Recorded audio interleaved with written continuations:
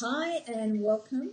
This is Building Better Relationships with Angela and Patty. And Patty, today can you share with people why we're why we're dressed up or why we're actually a bit strange looking today? Well, it's because you made the suggestion at the end of our last podcast or Facebook Live for us to dress up because it's the month of October. So I'm dressed up as a butterfly, and you're dressed up as a cat. So we're going to have a little bit of fun this Facebook Live. Because the topic is getting social beyond social media, which we happen to be talking on, which is quite ironic, but we thought we'd have some fun with the social media as well. And Patty, what about getting beyond the screen? Do you want to share with people what you're saying about we that? need to get social instead of hiding behind the screen or masks. And I can't really talk to people. We're more bold when we have the screen in front of us than when we're actually socializing.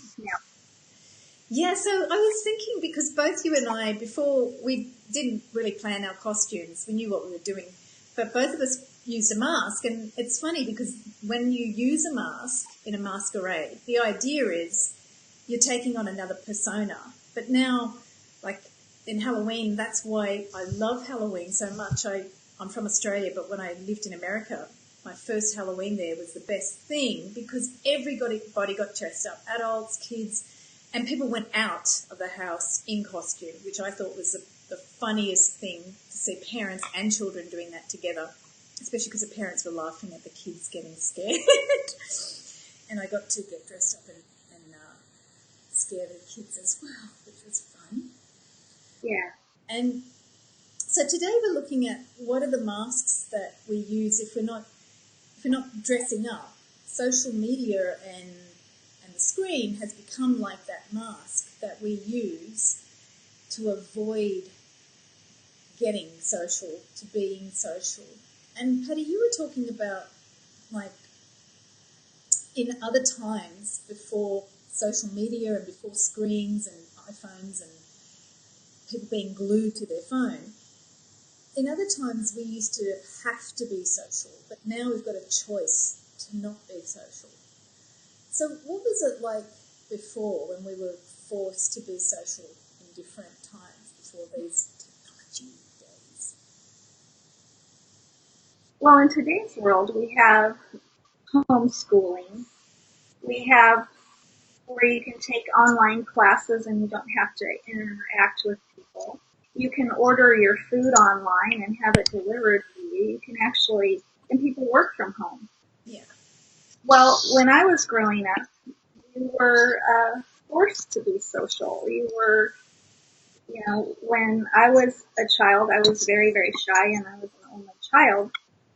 So my parents enrolled me in preschool and kindergarten and got me out there to help me get social skills. When you're at school, when you're interacting, you learn social skills. But if you're by yourself all the time, you don't learn those social skills. So it's real important to get out there and have face-to-face contact with people. I was shy all the way through grade school, elementary school. It wasn't really, in high school, and it wasn't really until I actually got my first real job at the bank and a bank teller where I had to learn how to get out of my comfort zone and talk to people and chit chat and all of those things that I was really lacking in social. So it's kind of expected that somewhere along the way you had to learn how to socialise with people. And I just wanted to give a shout out to Ray because I can't type in the comments on my fancy technology. But hi, Ray. And at some point, I think what you're sharing is like now at school we're not expected to socialise, or we're not forced to do things that we don't like anymore. Whereas before, people were forced to do a lot more things, like you might not be good at something, so you'd be forced to do stuff. And now, I remember when I was younger as well, I had a lot of social anxiety, but I also forced myself to get out there and socialise as well, because I thought it was a part of society, what was expected for us in society, and kind of what we needed to do in order to be accepted in society. So, but I really understand what you're sharing, Patty, about being socially awkward and shy. And it's something that people now, because they're getting more used to the screen, they're sort of indulging a bit more, and maybe they feel shy and uncomfortable, and it's more convenient to just stay at home, watch Netflix, than force themselves to go out, right? Yeah. So it's so easy just to not try. It is. Especially if you're a shy person and don't feel comfortable in settings where there's a large amount of people around, or getting out there and actually physically talking one-on-one, face-to-face. Right. And there's some of us that, I guess that are some of us that are more geeky, we love computers, we might like really relate to computers and feel more comfortable that way. But there's other of us that are more social and need to get out there and literally feed off social human interaction. So I think it's really interesting now that with the rise of technology and interfacing through technology, that actually kind of helps those people who are perhaps more introverted to have a way of connecting in a way that's more comfortable for them. But in another way, it's sort of elevating that introvert part of everybody, and it's making it too easy for us to kind of be lazy or not push ourselves.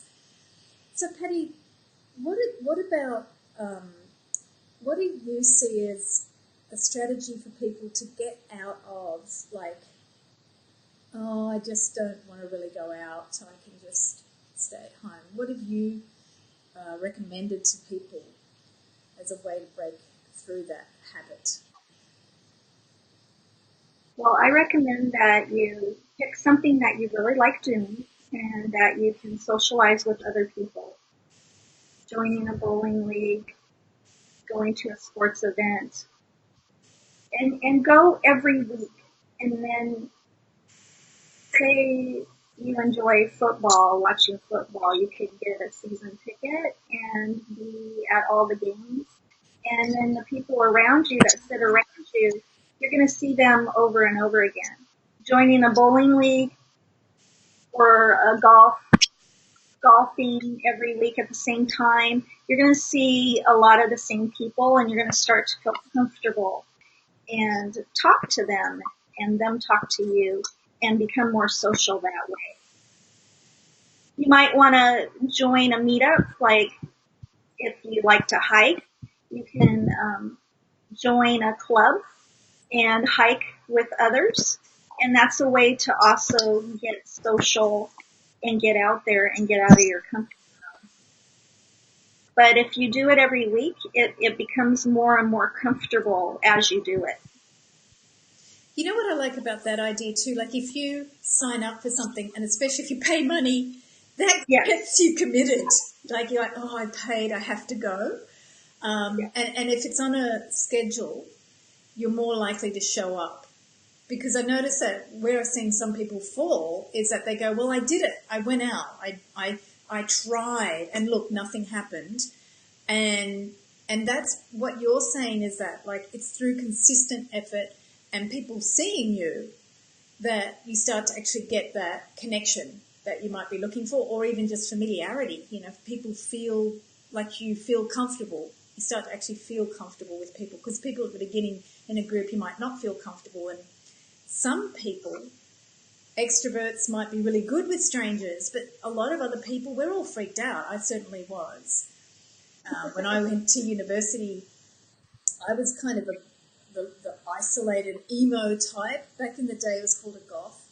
So I had dressed myself up in really dark clothes and black eye makeup. It looked a bit like Elvira or something. And people were scared of me, and I didn't know that until much later. But the truth was, I was actually very intimidated by what to do socially. And what happened was that somebody actually started talking to me because I went to a location. They had an arts cafe, the only cafe, but it was taken over by the artists or the creatives. And the same people kept coming back. And because I was at university, it was on a weekly basis. And I've noticed, Patty, that since leaving somewhere like university where you have a regular bunch of people or school, that's what freaks people out. They're in the open world, and now there's no rules. But what you're saying is like get into some sort of rhythm where you actually get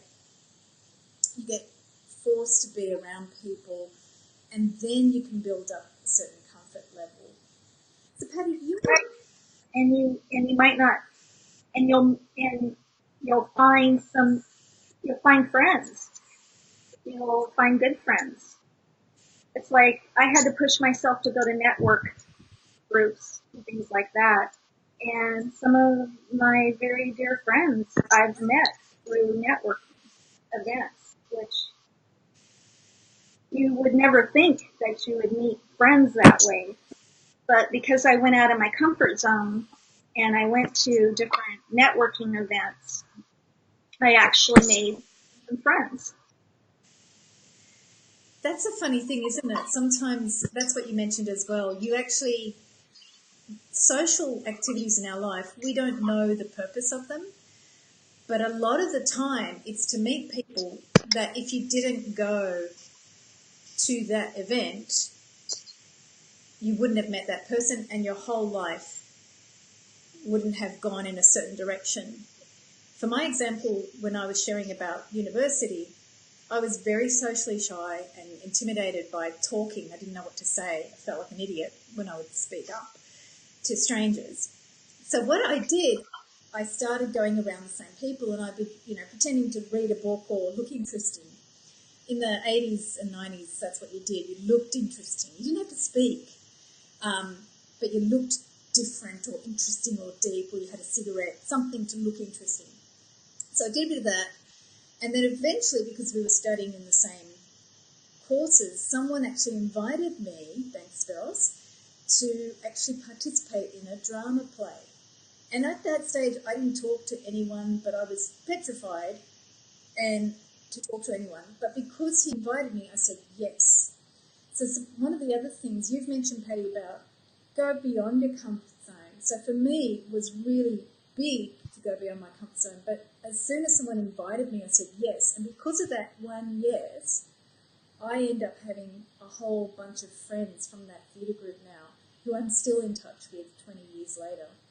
So we know each other. I know their kids, and I know what they're doing in life, and we can still joke about those times. And we had a lot of great memories. We have great friendships from that group. But if I didn't say yes, that part of my life would never have happened. Right. And today, a lot of people are lonely because they are behind the screen instead of getting out there.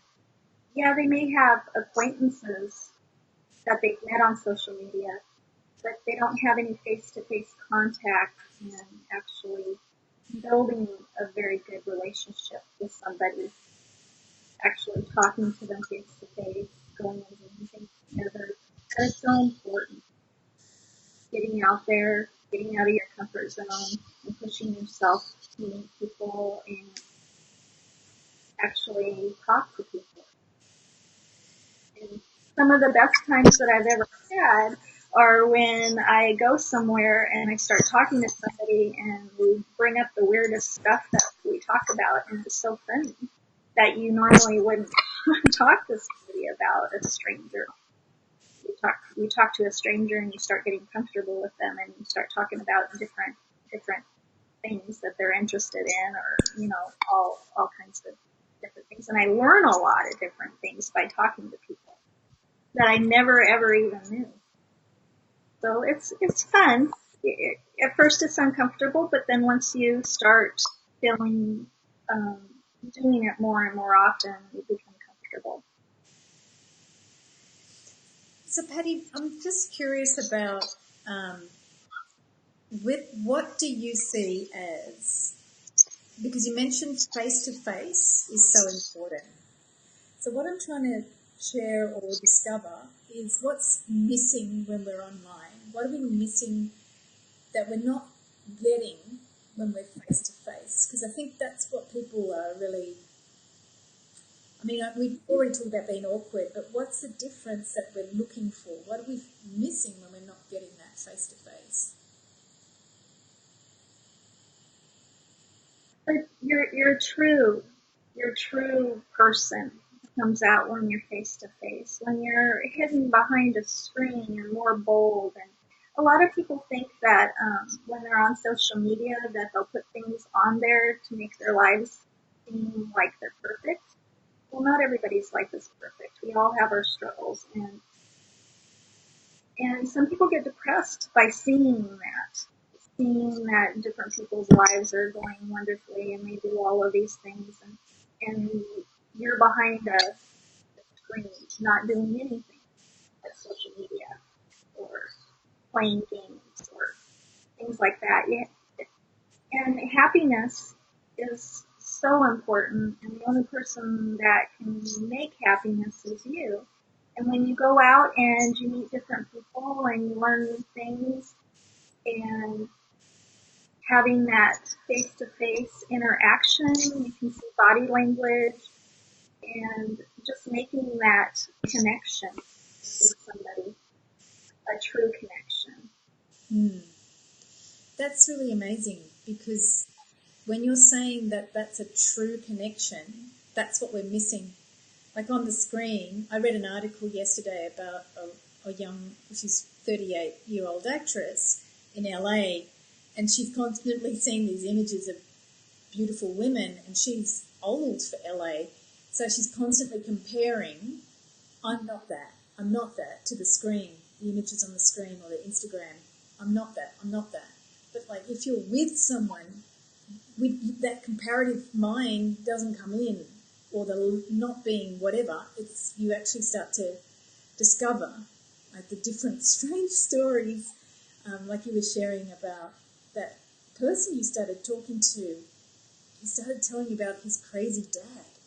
What was that story, Patty, about his father that Right.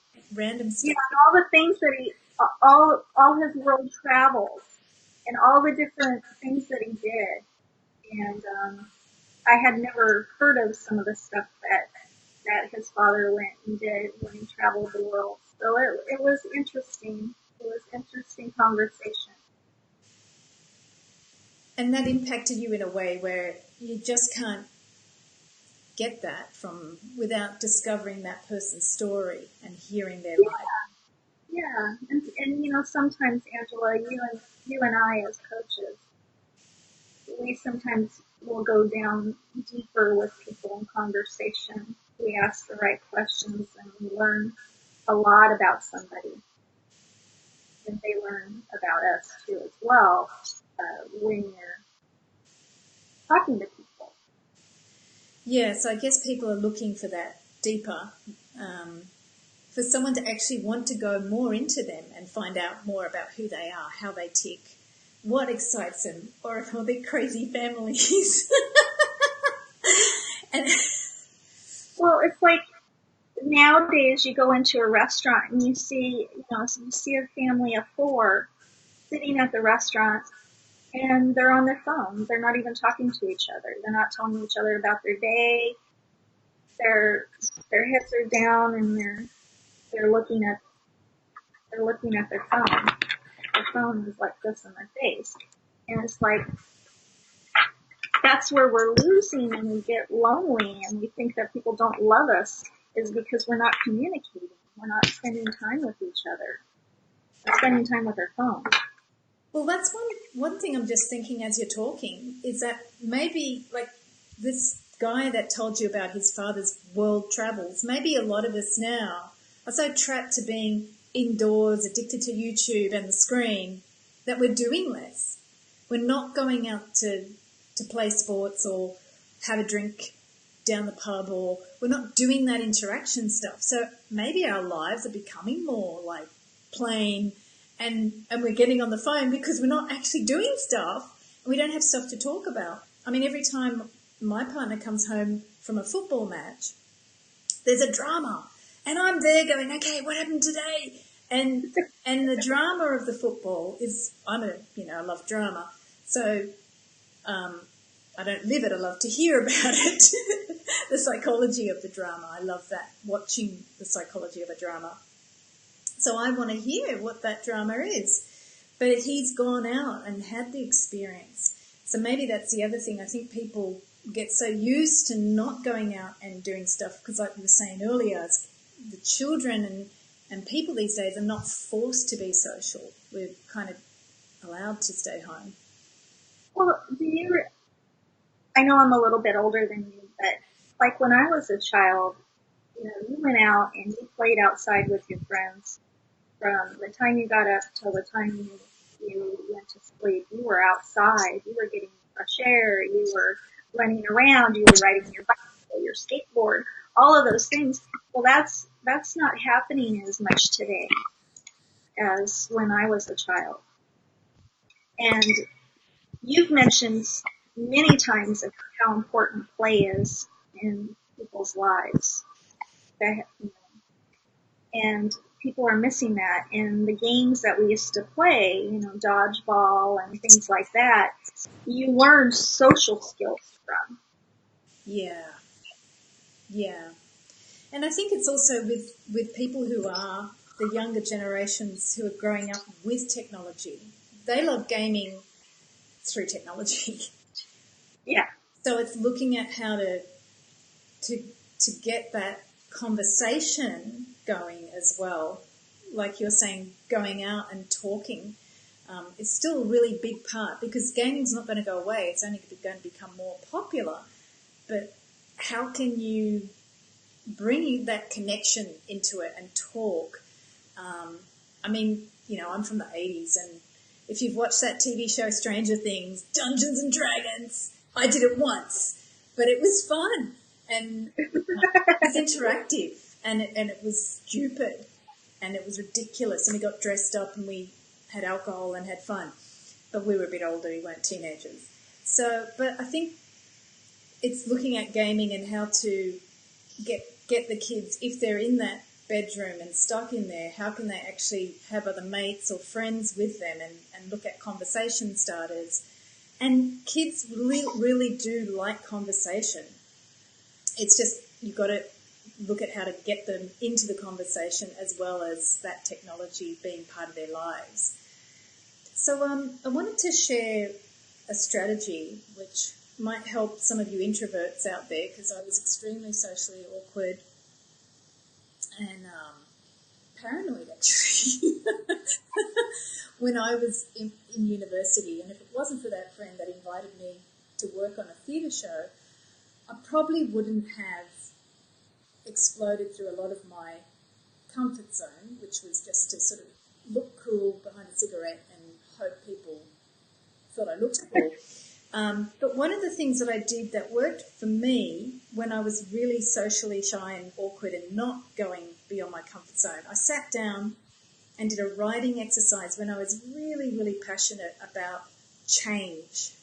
Because I think, Patty, one of the things that holds a lot of people back is that they think change is hard. So this is a creative exercise. Sit down and write exactly what you want to do or experience with people. So I was very creative kid and young adult. And I just wrote down all of the drama and all of the creative stuff and the writing and the shows and the dance and the blah.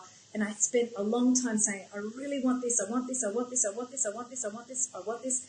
And then I finished the statement by saying, and I'm going to do whatever it takes to experience it. So any time that, like if I felt resistance, I would remember that passionate piece of writing about this is what I really want to experience with people.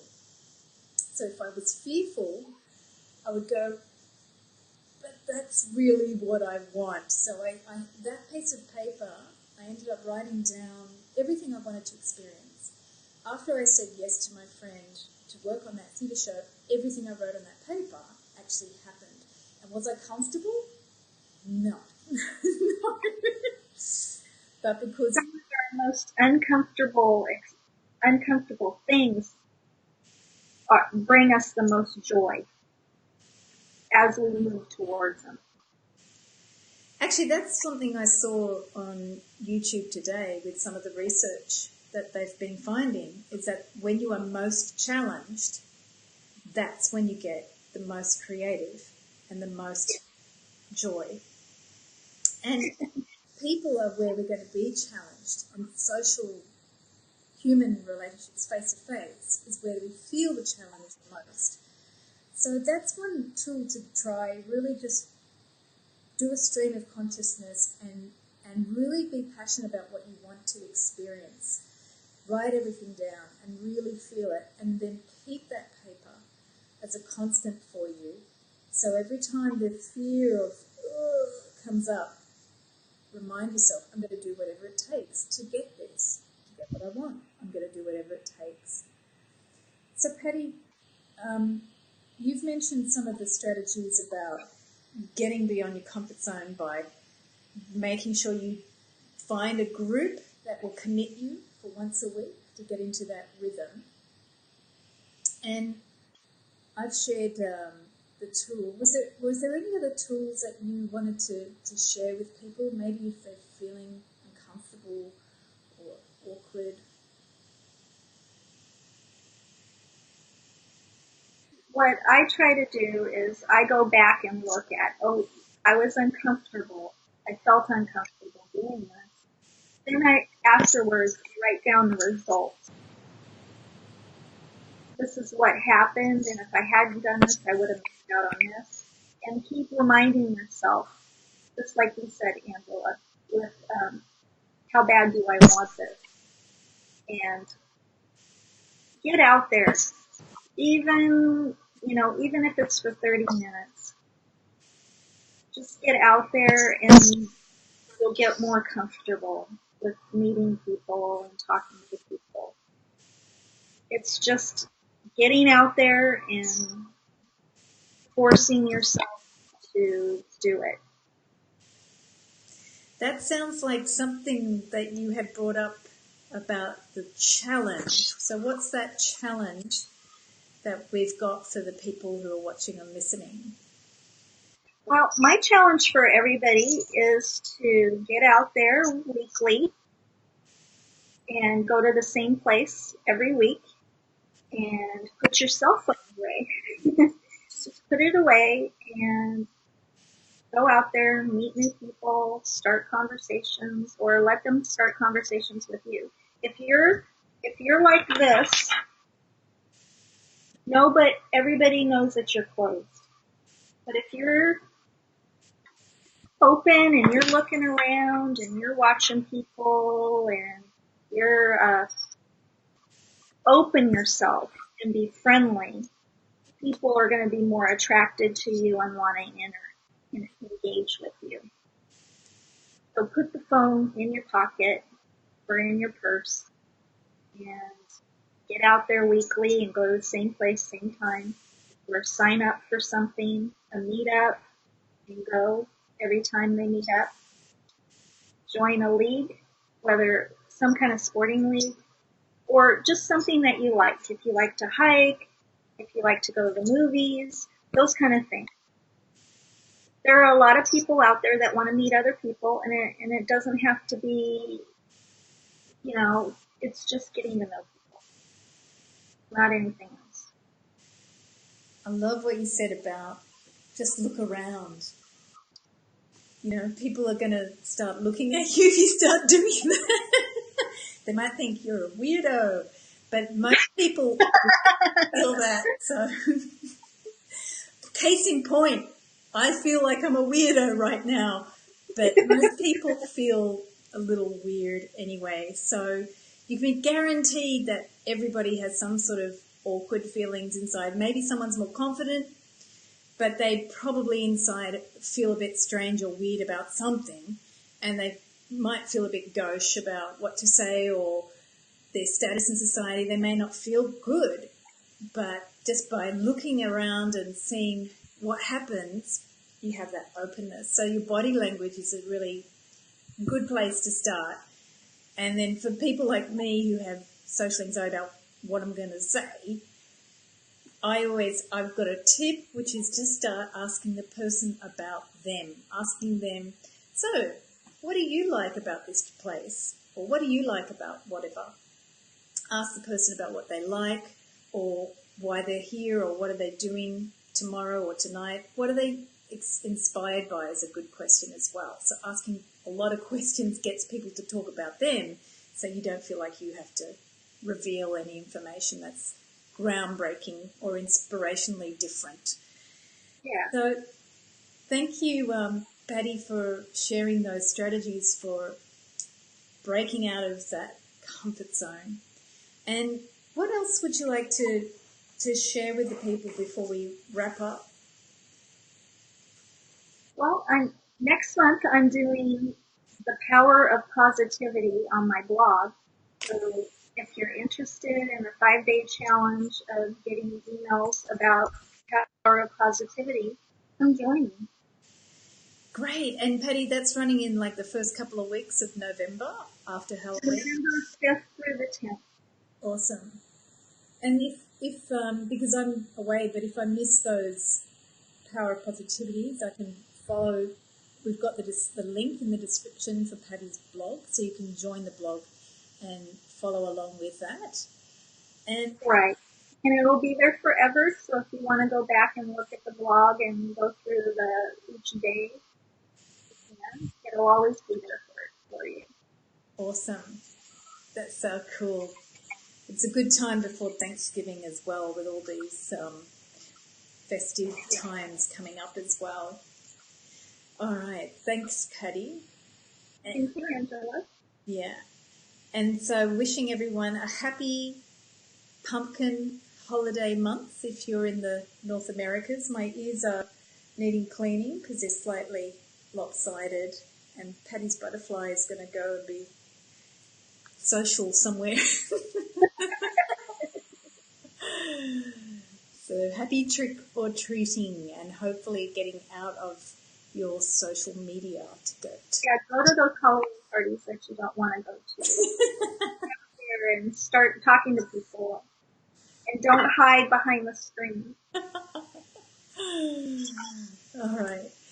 Thanks, everyone, and I'll talk to you later, Patty. All right. Bye. Bye.